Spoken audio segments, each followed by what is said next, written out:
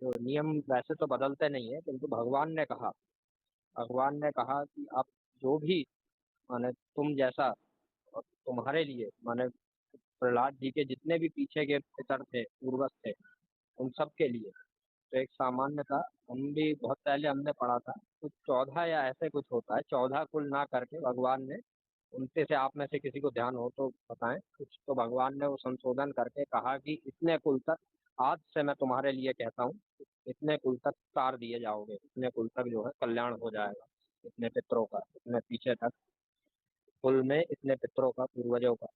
तो इस प्रकार से ये भी वर्णन आता है। तो प्रहलाद जी हो गए ऐसे पुण्य आत्मा, इनके यहाँ भी जन्म लेते हैं। और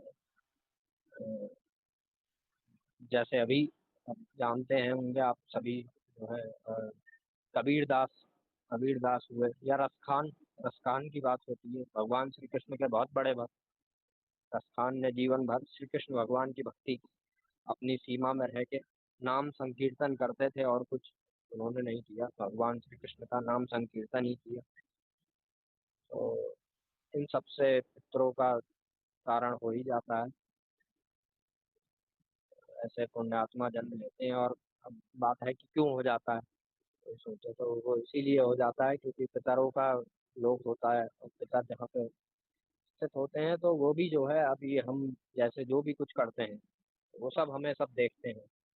और इसमें अब ये विस्तार से तो बहुत बड़ी बात है, किसी और दिन जो है इसी पे चले तो। अब इसमें दार्शनिक कारण और भी है कि अब पितर है कौन, बात ये है। कोई व्यक्ति जैसे एक बात होती है कई बार बहुत, ये जो है बहुत एक सामान्य व्यक्ति से जैसे आपको समझाएं तो मान लीजिए कि आपने कोई कार्य कर दिया, कोई एक भला कार्य कर दिया। मान लीजिए मंदिर में, मान लीजिए मंदिर है, मंदिर की आपने साफ सफाई कर दी बहुत अच्छे से, आप सुबह गए और साफ सफाई कर दी, और बाद में किसी कारण से होता है ऐसा, या और कोई संदर्भ भी हो सकता है, आपने देखा होगा कई बार ऐसा होता है। तो मान लीजिए आपने साफ सफाई कर दी और बाद में जो है किन्हीं कारण से पंडित जी आए और वो थके हुए थे।